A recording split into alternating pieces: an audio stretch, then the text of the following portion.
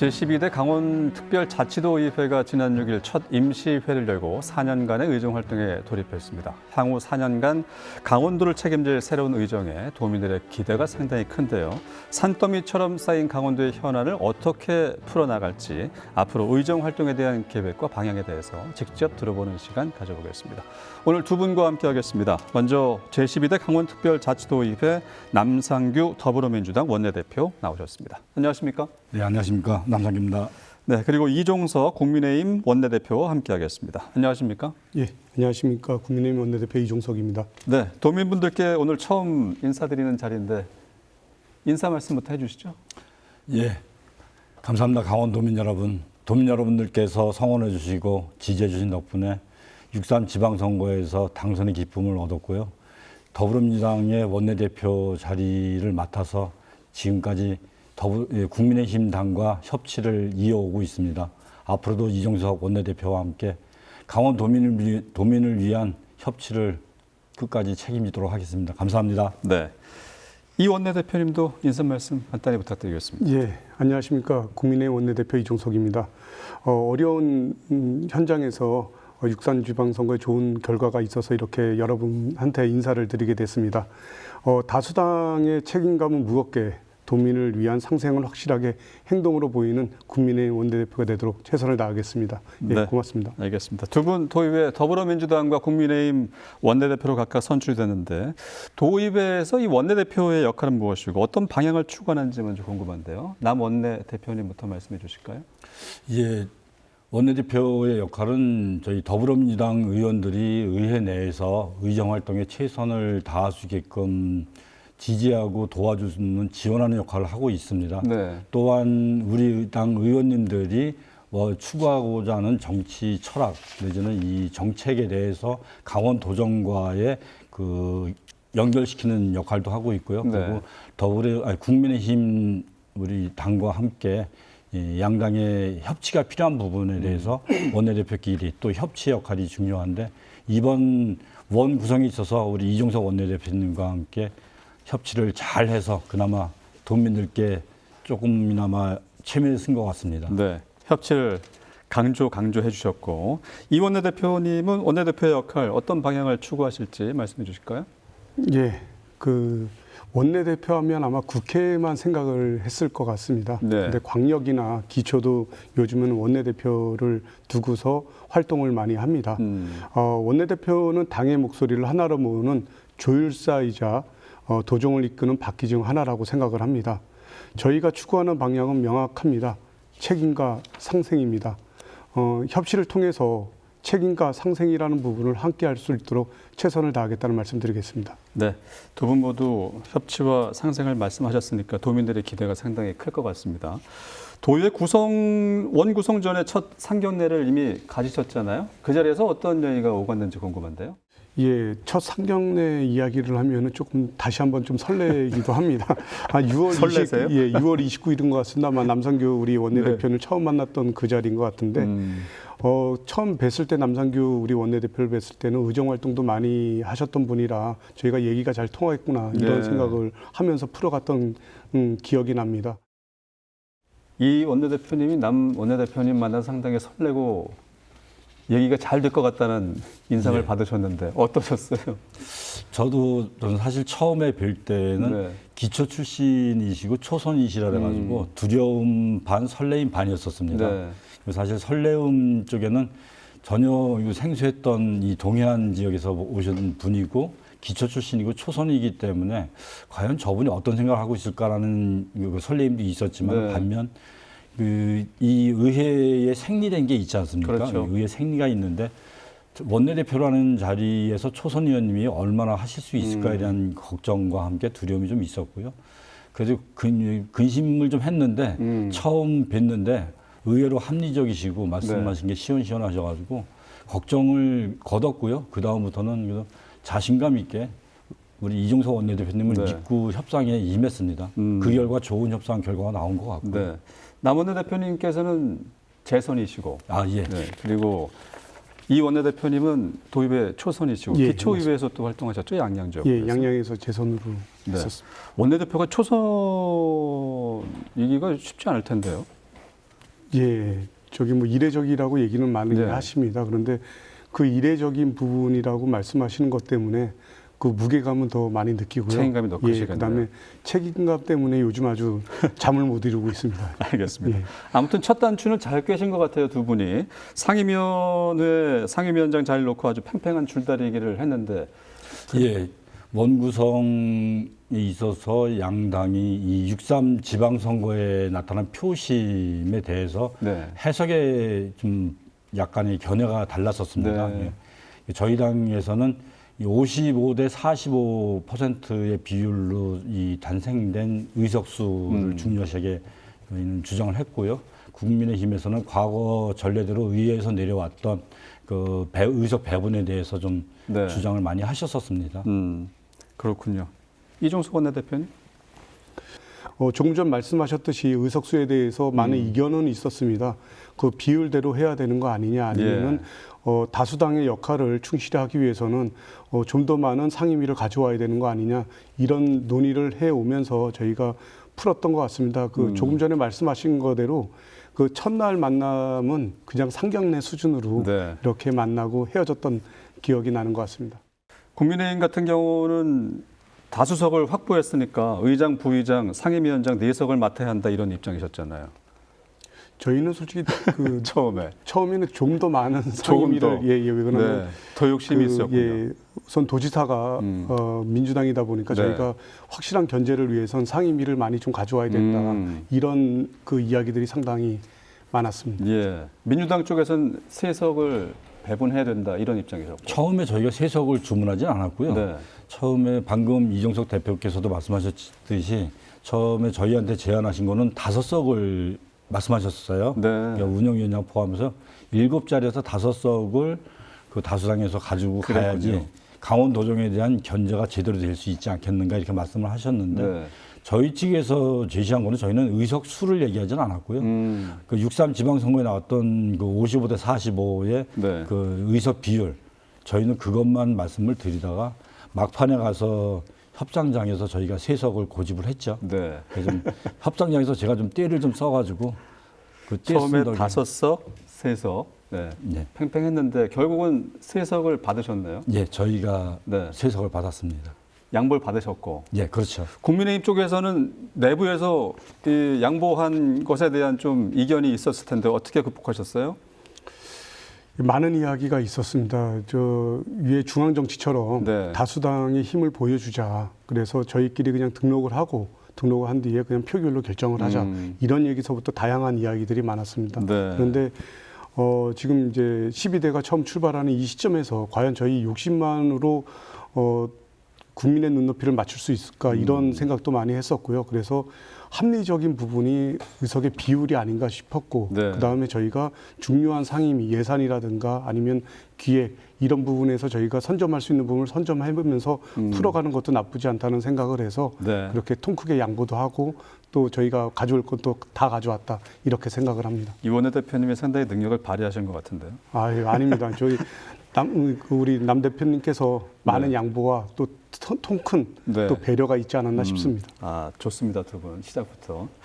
사전협상이 몇 차례 불발되긴 했지만 결국은 뭐 원만하게 합의를 잘 이끌어내서 이제 협체 발판이 마련된 것 같은데 원 구성 내용을 좀 말씀해 주실까요? 예. 원 구성에 있어서 일단 이 운영위원장을 포함해서 위원장석이 7자리입니다. 네. 7자리 중에서 운영위원장이 의회의 거의 전반적인 모든 부분을 담당하기 때문에 상당히 중요한 위치고요. 네. 그래서 다수당에서 항상 운영위원장은 가져가는 게 관례였었습니다. 네. 그리고 나머지 6개 상임위 중에서 국힘에서 기획안전위원회를 가져가셨고요. 그 다음에 농림수산위원회를 가져가셨고 네. 교육위원회 3군데를 국힘에서 가져가셨고요. 네. 저희가 행정문화위원회하고 복지건설위원회, 그다음에 경제산업관광위원회 이게 3 상임위를 더불어민주당에서 위원장 자리를 배석을 받았습니다. 네. 운영위원장 포함 국민의힘은 4석이고요. 더불어민주당은 저희 3석. 3석이고요. 네. 운영위원장 자리가 상당히 중요하다고 말씀하셨는데 이번에 박대현 위원장이 됐어요. 예. 상당히 젊은 의원 아닙니까? 재선 의원이죠? 예, 재선 의원의 가장 젊은 의원입니다. 박대현 위원장이 얘기하는 부분에 대해서 공감할 수 있는 게 젊은 의회를 만들겠다. 예, 그 부분이 가장 마음에 와 닿고요. 네. 지금까지 왔던 부분에서 많이 좀 깨어있는 의회가 되지 않을까 이런 생각을 한번 해봅니다. 알겠습니다. 지난 6일에 첫 회기가 열렸는데 이번 회기에서는 우상호 지사의 조직 개편안을 비롯해서 추가 경정 예산안, 인사청문회, 대규모 투자 사업 등을 심의 의결할 예정이라고 합니다. 남 대표님, 가장 첫 번째 제시된 안이 어떤 거고 현재까지 어떻게 진행이 됐고 이번 임시회 또 쟁점은 무엇일까요? 예, 이번 임시회의 그 안건은 사실은 그 원 구성이 첫 번째고요. 네. 원 구성과 그다음에 업무 보고, 그다음에 추경이 같이 올라왔습니다. 예. 이 추경안 같은 경우는 그 전임 도정에서 쌓아놓은 마지막 추경이 이번에 시작이 된 건데. 2차 추경인가요? 예, 그렇죠. 2차 추경이 이번에 올라왔고요. 인사청문위원회나 뭐 조직 개편안은 차후에 올라온다고 알고 있습니다. 네, 알겠습니다. 그리고 지금은 상임위원별 주요 업무 보고 예. 기간이겠죠? 업무 보고가 주고요. 네. 업무 보고와 함께 추경안을 지금 심의하고 있습니다. 추경안 심의. 예. 추경안에는 뭐 좀 아주 세밀한 사업들도 있고 네. 또 거시적으로 나오는 이번 메가 프로젝트 같은 그 뜨거운 사업들도 섞여 있고요. 네. 그래서 각 상임위별로 아주 집중적으로 의원님들이 열심히 하고 있다고. 네. 추경에 있습니다. 올라온 그 사업들 좀 간략하게 말씀해 주시죠. 다른 지역의 사업, 상임위 사업은 제가 잘 모르겠는데요. 네. 그 저희 상임위에는 그 동해안에 이번에 그 AI 데이터 센터 네. 사업 관련된 게 MOU를 협정을 했습니다. 강원도가. 그 부사장이 GS그룹에서 부사장이 얼마 전에 했죠. 예, 내려오셔가지고 그 MOU를 맺었다고 하시는데 네. 그 전국에서 가장 빠르게 진행되고 있는 메가 프로젝트라고 저희가 들었습니다. 예. 그러니까 그 관련 사업들이 이번에 올라와가지고 저기 심의를 했고요. 네. 그거 이외에 또 그 에너지 고속도로라고 그래가지고 우상호 도지사가 현재 이 저희 DMZ 주변에 있는 이 철책을 비무장지대를 위로 좀 끌어올리면서 네. 여유 공간이 생기는데 이곳에다가 태양광이나 풍력 같은 이 신재생 에너지를 생산할 수 있는 생산 시설을 갖다가 유치하려고 하는 사업을 추진 정책이 있습니다. 예. 그 정책과 관련된 사업들이 좀 올라왔고요. 기타 여러 가지 중요한 사업들이 많이 올라왔습니다. 그렇군요. 남 원내대표님이 속하신 상임위가 경제산업관인가? 네. 이 원내대표님은 어떤 상임위에 속하셨어요? 교육위원회 교육위원회. 예, 예. 교육위원회 최근 이슈 어떤 겁니까? 뭐 이슈보다는 지금까지 이어왔던 교육 행정에 대해서 저희가 예. 살펴보고 있는데요. 어떻게 보면 지금 그 교육감이 또 바뀌었지 않습니까? 그렇죠. 그러다 보니까 새로운 교육 정책에 대해서 저희가 좀 살펴보려고 하고 있고요. 앞으로는 지금은 진행해 왔던 부분에 가지고 연계성으로 업무 보고가 있기 때문에 중요한 핵심은 아마 이번 회기 끝나면 다음 회기서부터 나오지 않을까 싶습니다. 알겠습니다. 교육감님도 두 분 다 만나셨나요 혹시? 예. 저희는 그 회기 임시회가 시작되기 전에 예. 교육감님을 원내대표단에서 예방해서 한번 뵙고 네. 말씀을 나눴습니다. 그 자리에서 교육감께서 저희에게 말씀하신 것도 그 양당이 협치가 중요하지 않냐는 말씀을 해주셨고 네. 또한 양당의 협치 속에서 강원도 교육청이 그 우리 아이들을 위한 사업을 할 수 있게끔 좀 도와달라는 말씀을 하셨습니다. 네. 다음 주에 만난다고 얘기를 들었는데요. 국민의힘 입장에서. 예. 어제는 도지사님을 네. 예방을 했었고 13일 날. 예, 다음 주에 저희가 강산영 우리 교육감님과 시간을 맞춰서 예방을 할 예정입니다. 네. 예. 13일 도지사 만난 자리에서 어떤 얘기 뭐가 있을까요? 저희가 가장 중요한 건 도지사님이 합리적으로 좀 풀어가시려고 네. 말씀을 좀 해주셨는데 거기에 공감을 하고요. 저희도 그 도민들을 바라보면서 추진하는 일에 대해서는 저희도 똑같이 협조할 수 있는 부분은 협조를 할 것입니다. 네. 하지만 그것이 국민들한테 달콤한 소리만 내는 그런 헛공약이지 않길 바라면서 꼼꼼히 챙겨보려고 노력 중에 있습니다. 네. 아무튼 4년 동안 우상호 도정과 또 국민의힘 정책 방향, 이 예산 적정성을 놓고 충돌이 좀 불가피할 것 같다는 예상이 드는데 어떤 입장이신지요?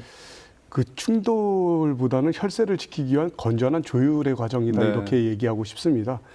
우상호 지사님께 추진하는 기업 유치, 그다음 미래 사업들의 취지에는 공감을 하고 있습니다. 예. 근데 막대한 도비가 투자되는 만큼 사업의 타당성과 재정 건전성을 따지는 것은 도의회 다수당이 국민의힘이 당연하게 해야 될 책무가 아닌가 이런 생각을 한번 해봅니다. 덮어놓고 반대한 것이 아닙니다, 절대로. 네. 도민의 혈세가 한 푼도 낭비되지 않도록 건전한 브레이크 역할을 철저히 하겠다 이렇게 말씀드릴 수가 있겠습니다. 네. 이런 과정은 뭐 지금 충돌보다는 더 단단해지고 투명해진다는 그런 전제가 깔려 있다 이렇게 생각을 합니다. 알겠습니다. 민선 9기 강원도는 도지사의 더불어민주당의 우상호 지사가, 도의회는 야당이 조금 더 많은 여소야대로 현재 구성이 됐습니다. 강원도는 재정 자립도가 좀 낮아서 대부분 사업이 국비 지원이 필요한 상황인데 도와 도의회 간의 협치와 균형 그리고 견제까지 앞으로 산 넘어 산일 것 같습니다. 어떻게 임할 계획이신지 남원의 대표님 먼저 말씀해 주시죠. 예, 말씀하신 대로 강원도의 이 재정 자립도는 24% 안짝에서 계속 왔다 갔다 하고 있습니다. 뭐 재정 자주도까지 포함한다 하더라도 30% 이상 넘어가기가 쉽지 않은 어려운 이 재정 여건이기 때문에 강원도에서는 그야말로 이 국비 확보가 가장 중요하다고 볼 수 있습니다. 국비가 없다면은 지역에서 이 거치는 지방세와 세외 수입 갖고는 공무원들 인건비 주기 바쁘거든요. 그래서 이 중앙의 재정을 의존할 수밖에 없는 강원도의 현실상 어떻게든지 중앙부처에서 예산을 따올 수 있는 구조, 그리고 예산을 따와야 되는 그 역할을 도지사께서 지금부터 계속 하실 텐데 그나마 그래도 힘 있는 도지사라고 저희는 믿고 있기 때문에 힘 있는 도지사의 그 힘을 강원도의 재정을 끌어오는데 좀 해 주실 수 있게끔 저희가 최대한 옆에서 보조하겠다 이런 방향으로 생각을 갖고 있습니다. 알겠습니다. 이정석 원내대표님도 협치와 균형, 견제 어떻게 임할 계획이신지 말씀해 주시죠. 예, 강원도 발전과 국비 앞에서는 저희 여야가 안방 싸움이 필요 없다. 그걸 할 수도 없다 이렇게 생각을 하고요. 우리 강원특별자치도가 국비 10조 시대가 열렸습니다. 얼마 전까지 8조였는데 한 2년 전보다 2조가 많은 예산이 확보가 됐죠. 네. 남 원내대표께서 말씀하셨지만 재정 자립도가 낮습니다. 국비 확보가 곧 우리 강원도의 생명줄이다 이렇게 말씀드릴 수가 있겠습니다. 도지사가 민주당이라고 하더라도 발목을 잡는 의회가 아니고 함께 발로 뛰는 의회가 되도록 최선을 다하겠다는 말씀드리겠습니다. 네, 예. 알겠습니다. 이 강원도의 출자 출연 기관 그리고 산하 기관 운영에 대해서 적자 운영, 사업성 부조, 부채, 기관장 임명, 자질 논란 등 도민들의 신뢰를 얻지 못했고 이런 문제들이 또 11대 의회에서 계속 논란이 됐었거든요. 이번 12대 도의회에서 문제인식을 어떻게 하고 있고 어떻게 효율성을 개선할 생각이신지 좀 남원내 대표님부터 말씀해 주시죠. 예, 저도 이 내용에 대해서 질문을 받고 좀 정리를 좀 해봤습니다. 제가 없던 낙선하고 있던 시기에 벌어졌던 일들이기 때문에 지금 확인을 해봤더니 원주 의료원을 제외한 4개 의료원이 이 부채 비율이 상당히 높습니다. 그리고 또한 이 강원개발공사도 부채 비율이 엄청 높고요. 부채가 없는 기관은 이 자체 수익 창출 능력이 부족해서 이게 또한 문제고요. 그래서 거의 대부분 부채가 없는 기관이라 하더라도 도의 재정에 의존하고 있는 게 현실이고 문화재단 같은 경우는 ELS 투자로 막대한 손실을 또 끼쳤다고 하더라고요. 그리고 정보문화진흥원에서는 채용 비위가 발각됐었고 뭐 여러 가지 이런 좀 안 좋은 소식들이 있었는데 뭐 이런 소식 속에서도 그래도 도 산하기관이 도덕적 해이와 이 방만 경영에 대한 이 우려를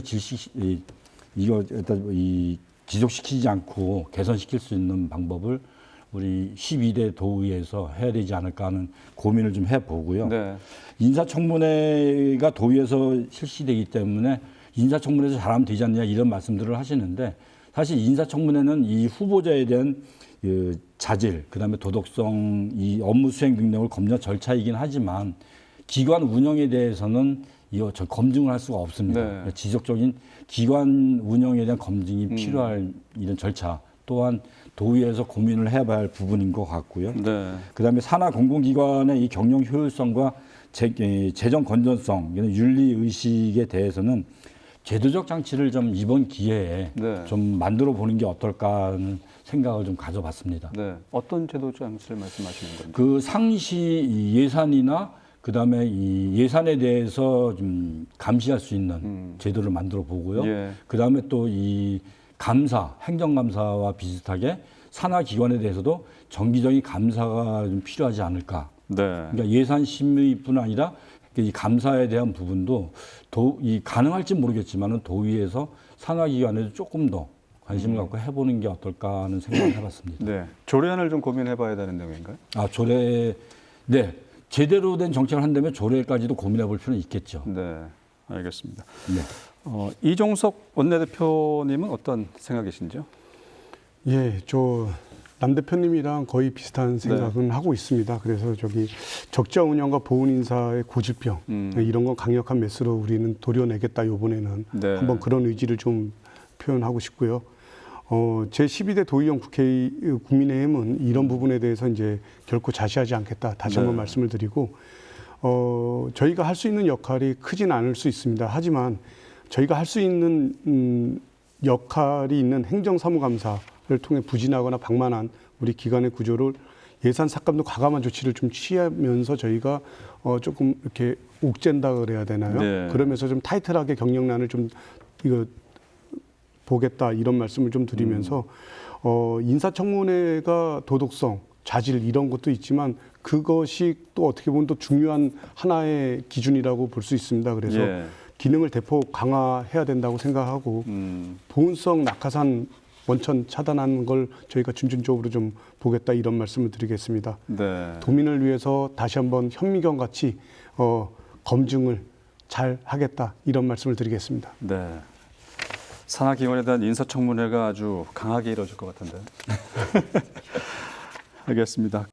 그리고 지난 11대 도의회 경우에는 강원특별법 개정, 의정 전문성 강화, 이게 핵심 성과로 꼽혔는데 특히 4년간의 의정활동 기간 중에 모두 655건의 조례안을 처리했는데요. 민선 체계 이래 역대 가장 많은 처리 건수라고 합니다.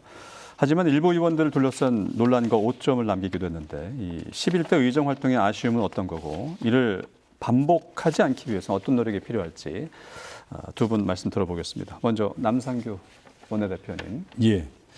아쉬움은 일부 의원님들의 그 일탈에 의한 그 비리가 발각된 것들이 좀 아쉽고요. 예. 그다음에 그 음주운전 같은 경우도 좀 안타깝기도 합니다. 몸싸움도 있었고요. 예. 그리고 이 성과에 대해서는 11대 지금 이제 앵커께서 말씀하셨듯이 655건이라는 작지 않은 조례 제정 건수가 나왔는데 네. 이거는 11대 의원님들께서 그만큼 열심히 하셨다는 반증이기도 하고요. 또한 지금 10대와 11대가 변화가 된 것이 도의회에 의정 지원관 제도가 생겼습니다. 의정 지원관. 예. 현재는 이 의원 2명에 한 분 꼴로다가 의정 지원관이 배정이 되어 있는데 이분들의 그 역할이 이와 같은 성과를 낼 수 있는 기반이 됐다고 생각을 합니다. 그분들께서 하시는 역할이 그만큼 중대하고요. 네. 그래서 여기서 더불어 말씀을 드리고 싶은 게 이와 같은 의정 지원관보다는 조금 더 나은 거는 지방 의원들도 보좌관제가 필요하다고 생각이 듭니다. 네. 그럼 지방 의원들의 이 보좌관 제도를 하기 위해서는 지방의회법에 대한 제정이 가장 시급합니다. 아직까지 이 대한민국 국회에서 지방의회법을 제정을 하지 않아가지고 지방자치단체가 벌써 30년이 넘었는데도 불구하고 지방자치 시대에 지방자치를 주도하는 지방의회법이 없습니다. 네. 그래서 이 의회법을 얼른 제정을 해줬으면 하는 게 국회에 대한 바람이고요. 네. 지방의회법이 제정이 돼야지 의회도 의회 나름대로 홀로서기가 되는 겁니다. 인사권부터 재정권부터 그다음에 방금 설명드렸던 의정지원관이든 보좌관이든 이와 같은 인력 지원에 대한 부분부터 모든 의회가 홀로서기 할 수 있는 것들을 담을 수 있는 게 지방의회법이기 때문에 네. 이 부분에 대해서는 중앙부처와 같이 협조해서 국회가 올바른 선택을 서둘러 해주시기를 강력히 촉구드립니다. 12대가 될 때까지 지방의회법이 만들어지지 않은 이유는 뭘까요? 만들어지지 않은 이유에 대해서 제가 답변을 드리긴 참 어려울 것 같고요. 예. 국회에서 해야 할 역할인데 아직까지 이루어지지 않고 있다고만 말씀을 드리겠습니다. 의정 지원관은 그러면 당을 번갈아 가서 하는 겁니까? 2명 중에 지금 1명이라고 하셨잖아요. 예. 그러니까 소속 자체가 보좌관 시스템은 의원 기준으로 편성이 되고요. 예. 근데 지원관 같은 경우는 그 임기직 공무원 체제이기 때문에 네. 그 바뀔 수가 있습니다. 그러니까 각 회기 때마다 그래서 이번에는 더불어민주당 소속 의원들을 보좌했다가 지원했다가 다음 회기 때는 또 국민의힘 의원들을 지원할 수도 있는 거죠. 네. 또 실질적으로 그렇게 이번에도 배정이 되고 있고요. 그러다 보니까 이분들이 역량은 좋고 일을 잘하시지만은 그 결국에는 정치라는 거는 가치와 철학을 갖다 정책으로 위반하는 거지 않습니까? 네.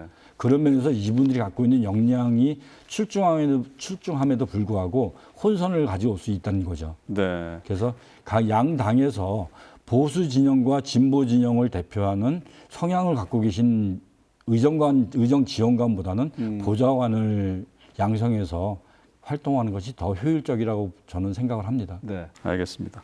그리고 이종섭 원내대표님도 11대 의정 아쉬움 반복하지 않기 위한 어떤 노력이 필요할지 말씀해 주실까요? 예, 조금 전에 남 대표님께서 말씀하셨던 655건의 조례 제정은 저희가 봤을 때 대단한 성과라고 생각을 네. 합니다. 그런데 또 반대로 생각하면 또 아쉬움도 있습니다. 이 성과로만 바라보다 보니까 쪼개기 조례 개정, 그 다음에 누가 더 많이 했냐는 그 내기 같은 네. 조례 제정, 과연 이것이 국민들의 삶에 도움이 될 것인가, 이런 부분을 저희가 검토 또 지켜봐야 된다고 생각을 네. 하는데, 이런 부분에 대해서 지금 말씀하셨던 지방의회법이 가장 필요한 부분이라고 생각을 합니다. 저희가 네.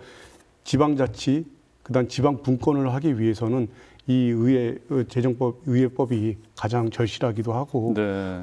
그다음 일부 일탈도 있었던 부분은 사실입니다. 또 요번에 아까 말씀하셨듯이 초선 의원들이 30명이나 되다 보니까 저희가 공직 윤리와 청년 교육을 통해서라도 재발 방지를 하도록 최선을 다하겠다. 네. 이렇게 말씀드리겠습니다. 알겠습니다. 10월에 강원특별법 3차 개정안이 시행이 되잖아요. 이 시행령과 관련된 도의 준비도 그럴 텐데 의회에서도 이런 부분에 대한 좀 얘기가 오갈 것 같은데요.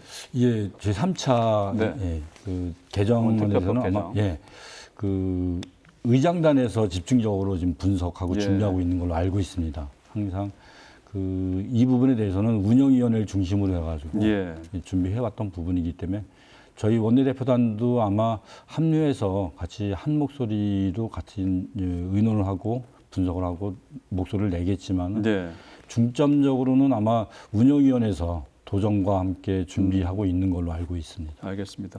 새로운 특례 발굴하고 4차 개정안 준비에 관한 내용도 좀 국민의힘 쪽에서 요구한 걸로 알고 있는데 도민이 체감할 수 있는 방향으로 좀 지속적으로 점검을 해 나가셔야 될 것 같아요.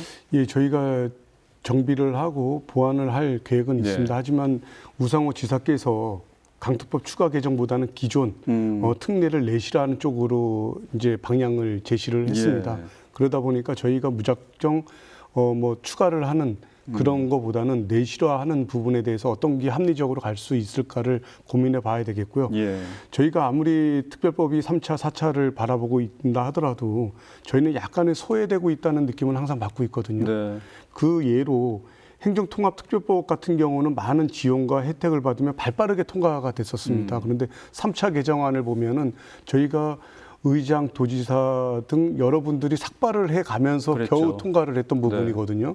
이런 부분에 대해서 보면 아직도 강원도는 찬밥 심세다 이렇게 보여지고 있기 네. 때문에 내실화 플러스 저희가 가져올 수 있는 부분이 뭔가를 고민해야 될 시기가 아닌가 싶습니다. 네.